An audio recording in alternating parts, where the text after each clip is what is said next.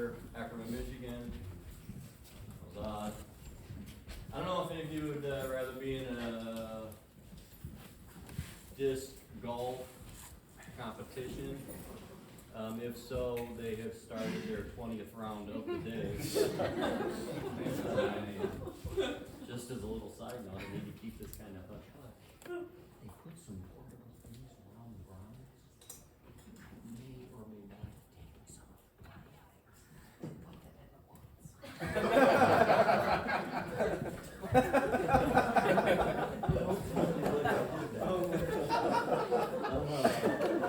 I'm pretty sure that would qualify me as not the most spiritual camper.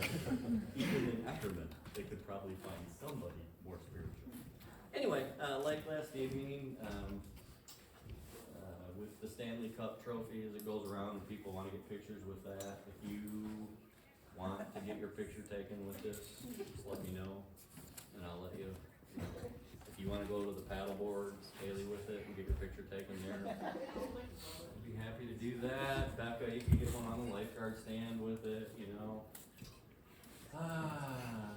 There's a story that really doesn't correlate with any illustration, but I think it's a pretty cool story that I just found out. I'm 51, okay? My last name's Ben Walker. Oh, I can't share it now. My mom's here. I'll let that. I wish she won't hear me either. I didn't say that out loud. I didn't mean that. Who am I to talk? I can't hear out of this ear at all. No, it doesn't really make its way into any illustration, but it kind of goes with the whole dream big thing. And lots of times you think, you can't dream a certain way because, you think you were sure it'd be easy to dream if I was born into this family or if I had this kind of upbringing or blah, blah, blah. But anyway, I always thought, my dad is obviously a pastor. He started this place. My grandpa was a pastor who helped start this place. My great-grandfather was actually one of the first men who came on these grounds as far as men that came to make it a Bible conference. Okay, there had been men here before, but they were it was a fox farm or something like that. Isn't that right, Alan? So there was nothing really here before my great-grandpa came with a guy named Alan and maybe a couple other gentlemen from another church. So he was one of the guys who helped originate Piat Lake Bible Conference, okay? And from that came eventually Hiawatha Youth Camp.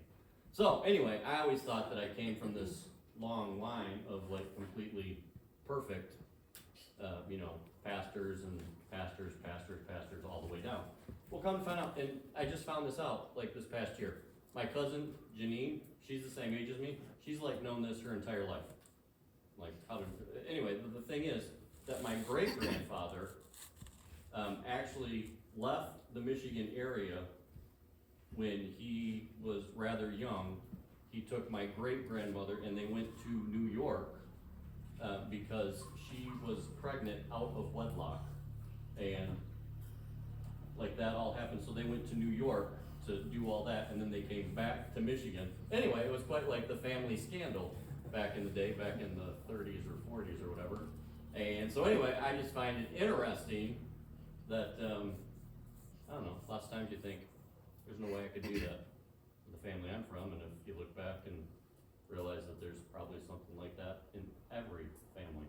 And it's also a testament to Next Play, which we talked about last evening. And anyway, I thought it was a cool story. Not really sure why the whole family kept it for until this past May at a wedding when my cousin informed me. Kind of painful, but I'm over it. Most unspiritual camp director actually may be the more appropriate title.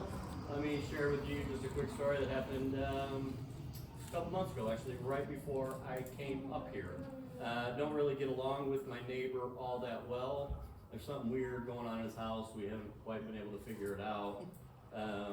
Don't really think it's drugs. I don't think it's a prostitution thing, but there's something weird going on with the guy who's 70 years old. So I've been to the police and told them about it, and the police are yeah, we've got an undercover cop down the street, blah, blah, blah. there's not much we can do. So I'm thinking this whole thing through, and I'm not a big fan of his. So I wake up one morning relatively early, and when I wake up in the morning, I'm thinking, what am I going to do about my neighbor?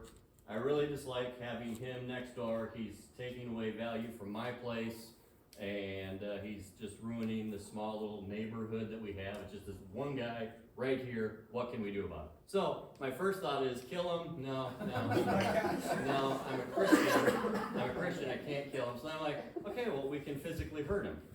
I'm like, okay, well, you're not going to physically hurt him, Craig. So who are you going to get to do that? So I'm like, okay.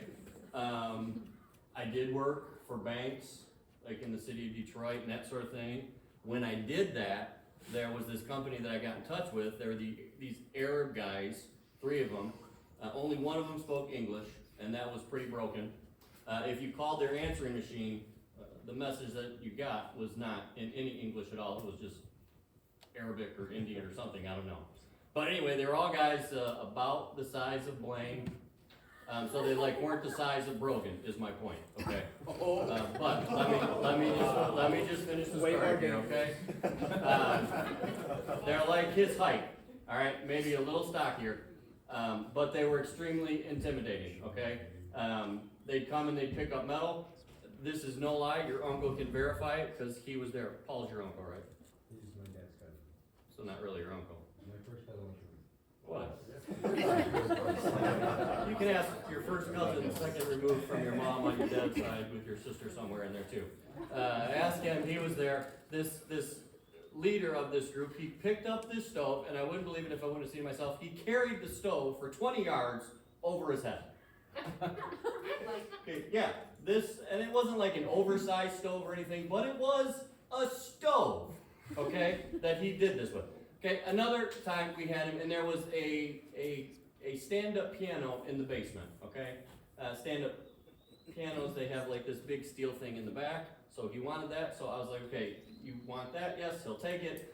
So I'm like, okay, I'll go out, and generally, when I'm removing this with the guys, when we were doing this sort of thing, we take a sledgehammer to it, and after like 5, 10, maybe 15 minutes of busting the thing up, then we take it out piece by piece. So I'm like, okay, I'll go with the sledgehammer.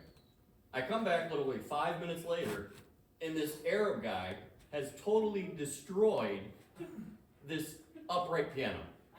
So I look at my guys, and one of them's Paul, and they're just looking like their jaws are on the ground. They're just like, I'm like, Paul, what the heck happened? He's like, he just kicked it. I'm like, what? He's like, yeah, he just kicked it a lot. So, anyway, these guys made quite the impression. They let me know that if I was ever in any trouble in the Detroit area and I needed their help, they're like, you need help getting into a home, you let me know, we'll come help you out. You need help getting people out, you give me a call, we'll come help you out. So I'm like, these Arab guys, I'll bet you I could call this guy and say, hey, I've got this guy here, could you rough him up a little bit? And he'd be like, sure, I'll go do that. Pay me $100, no problem. So, but then I thought, you can't do that. But then I seriously thought about this one. I was like, I can't do that, but they could come in the middle of the night and tip his car over. Okay? That would send a message, wouldn't it? And I'm like, okay, I'm seriously considering this as I make my way to the kitchen. I've got their number, I've got Arab scrappers, it's in my phone. This is no lie, okay? This is no lie. I open the Bible app on my phone, okay, because I try to listen to the Bible first thing in the morning every day. I go to it has the verse of the day, The verse of the day that particular morning is this, Matthew 22:39, which, as many of you know, says, love thy neighbor as thyself. Oh, I read that and I was like, oh man, God, you got a sense of humor. That is a killer.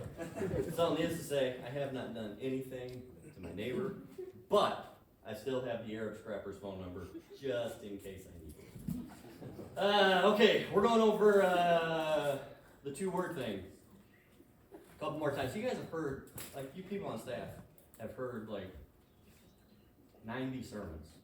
Seriously, if you sat through almost every day of services, that is just heck of a lot of services to sit through. And so there's like nothing new that I'm sharing with you guys here. And the fact of the matter is, in staff meetings, we've been over a lot of these 2-word things a lot of times during the entire summer months. So again, none of this is new to you, so I'm not looking to be here a long time. I'm looking to be here a very short amount of time for you here this evening, but I do want to make a couple points to you, okay? We're going to talk about some things I think that go together. Don't complain. Be content. And we're going to go over dream big again. And I think all 3 of these kind of tie together, and I'll show you how as we go along. First one, don't complain. Nolan, Leo had you, now you don't have to read, don't worry. You get to do a reverse roll today, okay? All right, Leo had you read several times, okay, right? And he'd always, do the sound effects and that sort of thing as you were reading, right? Are you ready for this job? Yeah, it's a change. I'm gonna read, at least I'm gonna try to read, from Numbers chapter 11 here. We're going to see how that goes. Hopefully it goes well, because my wife is here, and if I'm not able to make it through, then she'll know you really need to see the eye doctor. But anyway, we're going to give it a whirl, and you get to play the part of Leo as I'm reading this. Okay? Oh, yeah. You understand what I'm saying? All right. But you got to stay seated. I don't want you like upstaging me, jumping around up here and walking back and forth like Leo He did that. He did it a lot. And he did a thing like that. Oh, yeah. Yeah. So anyway, are you ready for this challenge? No, but I'm going to try. All right, I look forward to it. Okay. Now, when the people complained, it displeased the Lord. It did what? There we go. For the Lord heard it, and his anger was aroused, so the fire of the Lord burned among them and consumed some of the outskirts of the camp. It burned! Actually, that's very good. Okay. His anger burned, and he got ticked. Okay. So this is the first case of it. Then the people cried out to Moses, and when Moses prayed to the Lord, the fire was quenched. So he called the name of the place Taberah, because the fire of the Lord had burned among them. Let me also say this. Whoever wrote the book of Numbers, Eric, do you know who wrote the book of Numbers? Yeah, it's Moses. Was it Moses? Yeah. He's a terrible storyteller. Okay, because he jumps from this back to this, and then back to this, and then over to this. It's like, can you just stay on track? Okay, we're talking about complaining. Let's just stick with complaining until we're done with that, and then we can move on to something. He doesn't do that. So anyway, it's a longer portion of scripture than we probably need to read, but Moses apparently didn't care about that at the time. Now the mixed multitude who were among them yielded to intense craving, so the children of Israel also wept again and said, who will give us meat to eat? Okay, so they complained once, and now they're complaining again. Remember the fish which we ate freely in Egypt, which we ate freely. Think about that. They were slaves in Egypt. They ate freely. Okay. The cucumbers, the melons, the leeks, the onions, and the garlic, which I'm sure was all top of the line. They didn't get any of the leftovers from the Egyptians. They got the first cut of all that stuff. But now our whole being is dried up. There's nothing at all except this manna before our eyes. Now the man, huh? Oh, bean? Yeah. Huh? Bean or bean? Bean. Bean. Okay. All right, you're fired. Now, but you give it a good try. I'll give you an A for effort. No more. Now the manna was like coriander seed, which I think we all know what coriander seed. Maybe Emma does. Emma, coriander seed? Coriander. Coriander. That's what I said. Coriander? Coriander. Coriander. You know what coriander seed is? It's like I'm teaching the junior hires again. Who? What is it? No idea. Nobody has any idea? All right. Somebody Google it. Who knows? All right, quiet. Hey, what is it, honey? Oh, boy. Let me do this here. It's a spice? Okay, thank you very much. It is a spice. And when the dew fell in the camp at night, the manna fell on it. Then Moses heard the people weeping throughout their families, everyone at the door of his tent. The anger of the Lord was greatly aroused. Moses also was displeased. So Moses said to the Lord, why have you afflicted your servant? Now Moses begins to complain a little bit here, which I find is ironic. And why have I not found favor in your sight, that you have laid the burden of all these people on me? And truthfully, when I read that the first time, I thought that Moses was being a bit of a martyr. But then I continued reading. It says, did I not conceive all these people? Did I beget them? That you should say to me, carry them in your bosom as a guardian carries a nursing child to the land which you swore to their fathers. Where am I to get meat to give all these people? For they weep all over me, saying, give us meat that we may eat. I am not able to bear all these people alone, because the burden is too heavy for me. At which point in time, when I read it the first time, I thought to myself, come on, Moses, be a man, buck up a little bit. If you treat me like this, please kill me here and now if I have found favor in your sight, and do not let me see my wretchedness. Again, I just thought it was a bit of overkill, but then I continued to read. So the Lord said to Moses, gather me 70 men of the elders of children. We know the elders of the people and officers over them. Bring them to the tabernacle of the meeting. They stand before you there. So these 70 are now going to help him lead. Then you shall say to the people, consecrate yourselves for tomorrow, and you shall eat meat, for you have wept in the hearing of the Lord, saying, who will give us meat to eat? For it was well with us in Egypt. Therefore the Lord will give you meat, and you shall eat. You shall eat not 1 day, not 2 days, not 5 days, not 10 days, not 20 days, but a whole month, until it comes out of your nostrils, and becomes loathsome to you, because you have despised the Lord who is among you, and have wept before him, saying, why did we ever come up out of Egypt? And Moses said, the people who I am among are 600,000 men on foot. When I read that, I thought to myself, Moses, you probably got a little bit of a right to complain. You got 600,000 men alone who are complaining. They're all coming to you to solve their problems. I thought summertime for me here was difficult, being the director. I can't even imagine 600,000 men. However, I will say there were some circumstances that kind of caught me off guard, like when the nurse came to me and said, you have a camper here who's eating paper towel and has made himself throw up. She was the new nurse, and I couldn't tell if she was kidding me. Like, is this a practical joke and you guys are taping me somewhere? Anyway, there was something like that a lot of times during the summer. So anyway, I kind of understand where Moses is coming from. Anyway, shall the flocks, this is, I think Moses now speaking to God, shall flocks and herds be slaughtered for them to provide enough for them, or shall all the fish of the sea be gathered together for them to provide enough for them? So in essence, Moses is saying, yeah, how's this going to happen? And so the Lord says to Moses, has the Lord's arm been shortened? Now you shall see whether what I say will happen to you or not. Apparently, I think Moses maybe angered God just a little bit right there. So Moses went out and told the people the word of the Lord, and he gathered the 70 men of the elders, people, and placed them around the tabernacle. Then the Lord came down in a cloud and spoke to him, and took the spirit that was upon him and placed the same upon the 70 elders. And it happened when the spirit rested upon them that they prophesied, although they never did so again. But 2 men had remained in the camp. The name of one was Eldad, and the name of the other Medad, and the spirit rested upon them. Now they were among those listed, but who had not gone out of the tabernacle, yet they prophesied in the camp. And a young man ran and told Moses and said, Eldad and Medad are prophesying in the camp. So Joshua, the son of Nun, Moses' assistant, one of his choice men, answered and said, Moses, my Lord, forbid them. So in essence, Joshua is saying, Moses, these guys are doing the same thing that you're supposed to be doing. And I find Moses' response quite humorous as well. Are you zealous for my sake? Oh, that all the Lord's people were prophets, and that the Lord would put his spirit upon them. So in essence, Moses is saying, the more they can help out, the better. So no problem, leave them alone, Joshua. And Moses returned to the camp, both he and the elders of Israel.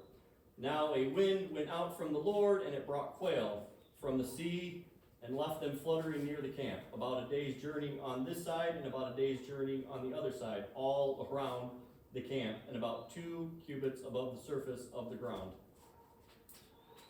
I don't really know how to describe that to you, except to say that I'm guessing that everywhere they looked around their camp, there was quail. And not just a little bit of quail, but a lot of quail. Like, more quail than you could ever imagine in a really long time.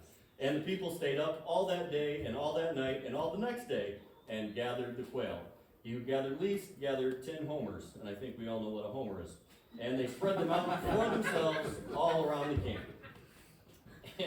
And listen to this, okay? Because of their complaining ways, just listen to this last part here. And while the meat was still between their teeth, before it was chewed, the wrath of the Lord was aroused again against the people. And the Lord struck the people with a very great plague.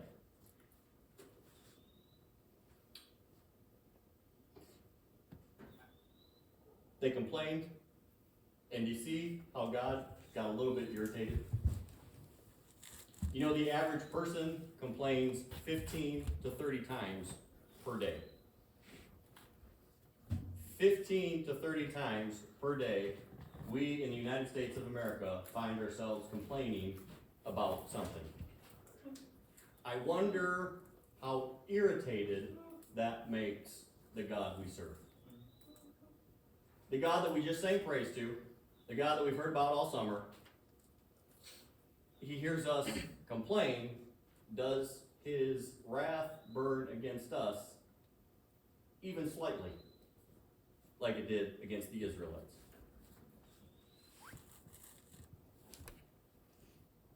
I listened to this message by Dan Allen. I think I maybe mentioned this last year once or twice. Pastor named Dan Allen. He was a former Mr. Hiawatha winner up here back in 1973 or something like that. He's a pastor of a church in Ohio, and I listened to his sermons sometime. At the beginning of 2020, he did a series on contentment, and one of the first messages that he spoke on was that of not complaining. And he talked about the Israelites, and he talked about how we as Americans complain, and how much we complain, and how consumer-oriented we are, and even though we have more things than anybody else could ever imagine, we still find reasons to complain time after time. And he did a 4-part series on it. So 4 weeks in a row, he talked about this. For some reason, I thought it was really good, and I thought, I need to apply this to my life, so I took the notes from that sermon, and I actually wrote them out on my board that is in my office. And one of the things that he said that has kind of stuck with me, and that I've copied and put in notes and in my Bible and that sort of thing, he says this: even if the affliction is great, the toxic effect of murmuring against God are far more damaging to your soul. Even if the affliction is great, the toxic effect of murmuring against God are far more damaging to your soul. Ironically, I listened to this probably 4 or 5 times. I took notes on it. I put them on my board in my office. I took pictures of it so I could look at them when I was working out and that sort of thing. I memorized the verses. I read the story in Numbers chapter 11 a lot of different times. I memorized that phrase right there. There was a book or two that he mentioned that I actually read that talked about complaining and being content and all that sort of thing. I read those books, and then, like in February, Max had one of his really bad seizures. Like a week after that was the beginning of March, sometime in March, and the Miracle Building fell down. Then after, like the day or two after the Miracle Building fell down, is when COVID kind of really hit, and nobody was allowed to go anywhere, and everything was shut down. And you're not only worried about your business, and if you're going to be able to survive as a business, and me being self-employed, but also Laura, is she going to have a job? But they're at that point in time also talking about like everybody is going to die from this. So there's that hanging over, and I am remembering the words of Pastor Allen and Numbers chapter 11 and what Moses went through with the Israelites, and realizing, hey, don't complain. Don't complain. When you complain, the wrath of God is lit. Don't complain. 1 Corinthians 10:10. It lists some biggies.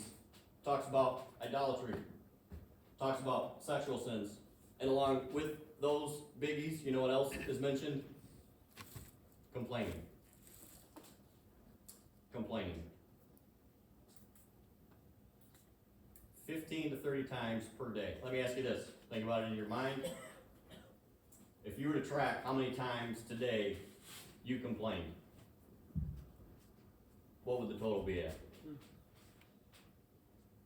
Complained about the weather, complained about the neighbors, complained about people around Pyatt Lake, complained about the food, complained about your toilet not working, complained about your shower head not getting out enough water, complained about paying a lot of water for a water well and the water's still not working the way it's supposed to.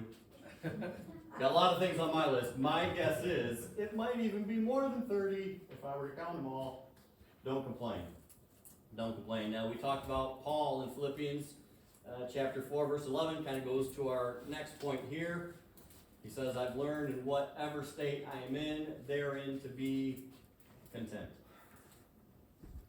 Whether your food is your favorite dish over in the dining hall, or maybe not so much. Whether you get the classes that you want, or you don't get the classes that you want. Whether the girl that you're interested in is interested in you or not. Whether life's going your way, whether you get the promotion, whether you get the raise that you wanted. All those things. Paul says, I've learned to be content. And you may say, well, Craig, there's no way Paul understands what I'm going through.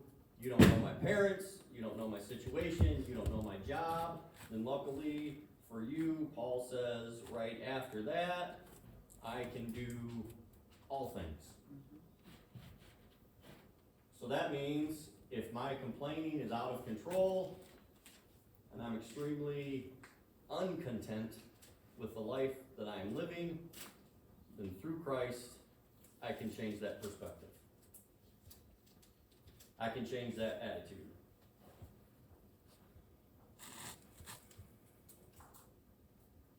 Every morning in staff meetings, man, I hope you, if you don't take anything else home with you, you forget every sermon, you forget every friend, all the other things. If you just take one thing home with you, I sincerely hope that you'll stay in the habit of when you first get up in the morning, thanking God for two or three things from the day before. I sincerely hope that that stays with you. Don't complain. Be content. I think this applies, so I'm going to share. There's a book that I read. It kind of goes in with Dream Big as well. But, like in December, truthfully around the time that my dad passed away is when I pulled this book out. And I had listened to it once or twice before, but when he passed away, then I read it again, and I've read it like every year since then. And the book is called When the Game is Over, It All Goes Back in the Box. When the game is over, it all goes back in the box. And he just gives a great perspective on life and death and what the dash on our tombstone stands for and what it means and how we can make it significant. It's a great book. But he tells this story of a dying father to his son, and his son has just recently been married, and he's talking to the two of them, and he says, I wish I could slow you both down. The danger of great ambition is that you'll work so hard you may someday wake up and find that the things you really wanted were the things that you had all along. One truth about us is that we oftentimes forget we're going to die, but along with that, the other truth is that we forget we're alive.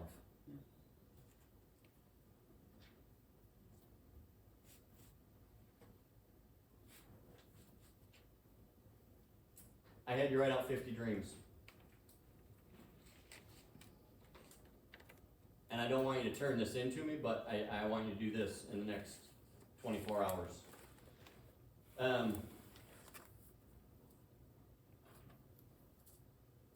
Come up with 4 dreams that are others-centered. 4 dreams that are about other people. For some of you that are married, it may be, some of them may apply to your spouse. If you're in a pretty serious boyfriend-girlfriend relationship, then maybe some of it applies to your boyfriend or girlfriend. But all of you come up with 4 things, 4 dreams. And if those dreams came to fruition, they would affect someone that you care about greatly in a significant way.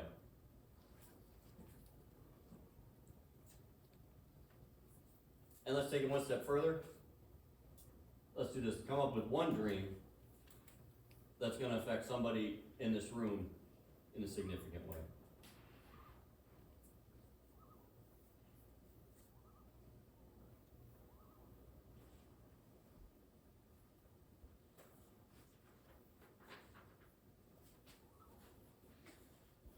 Contentment, I think I mentioned this before,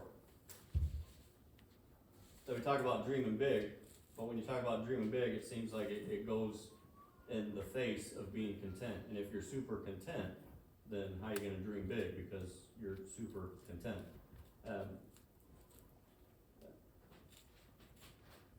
Another line from the book that I thought was rather helpful says, contentment doesn't come when we think we have enough. It's a product of the way that we think. Contentment doesn't come when we think we have enough. It's a product of the way that we think, and we keep thinking that a train called more will get us to a station called satisfaction. If all your dreams are about things that you're going to possess and things that you're going to get, then you're going to find that you're living a very unsatisfied life. So, 4 dreams that apply to other people around you. 1 dream that's going to affect somebody that's here in this room right now. Dream big. If you want a verse for that, you can go to something that Paul says in Philippians chapter 2, verse 4. I think I've shared some verses about it previously, but here's another good one that I saw today. Do nothing out of vain conceit. It says, look not only to your own interest, but the interest of others. How many of your dreams that you have affect other people? One story, then we're done. Look at there. Close to an hour-long service. Fairly happy with that moment. I like this story. It's about a football team in Northwest High in McDermott, Ohio. It had a young man named Jake Porter on its roster. Jake had a disorder called chromosomal fragile X, which means he's cognitively challenged. Jake loved football, though. He went out for the team as a freshman and so showed so much spirit that the coach didn't have the heart to cut him.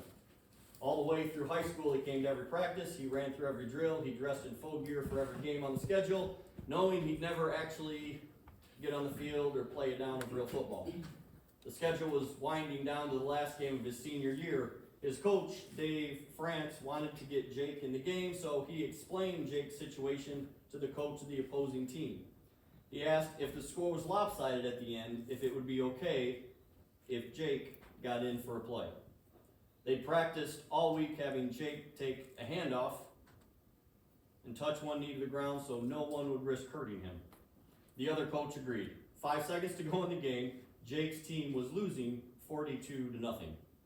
So Coach France figured that qualified as a lopsided game, so he called a timeout.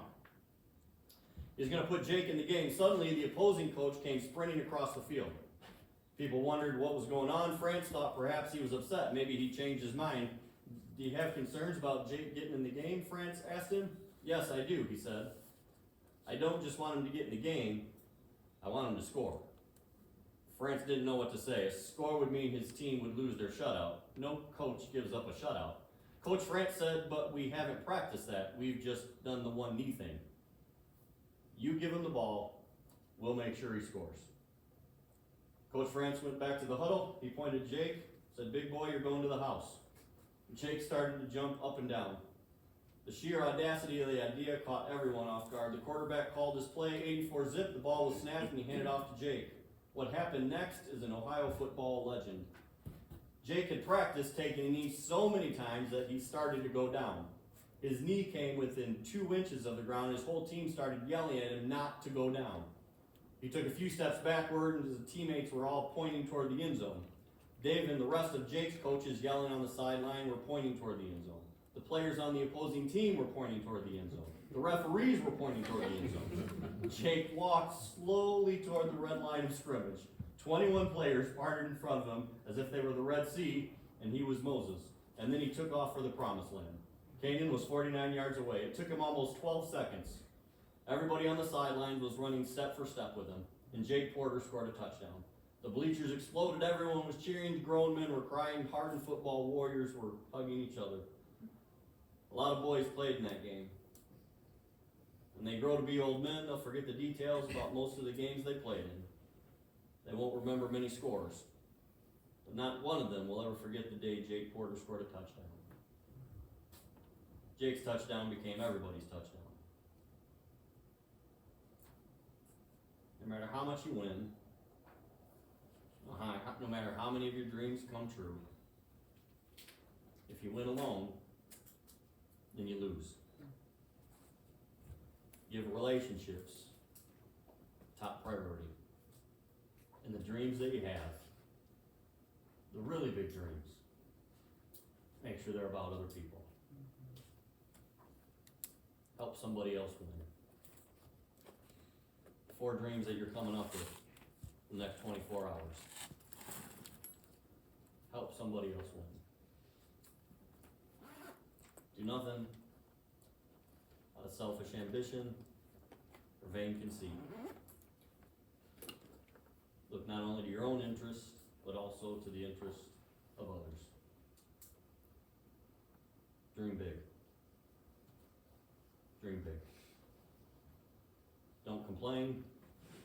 Be content. Dream big. Lord, thanks for the day that you've given to us. Thank you for relatively good weather. Thank you for the fact that you withhold your wrath from us when oftentimes we complain. Ask that you help us work on that in these next 24 to 48 hours that we have together. Ask that you help us think about the dreams that you would have for us, and those dreams, how they affect other people, and how we affect other people for your kingdom, and making those dreams become a reality. Thank you for all you've given to us. Thank you for those here this evening. In your name we pray.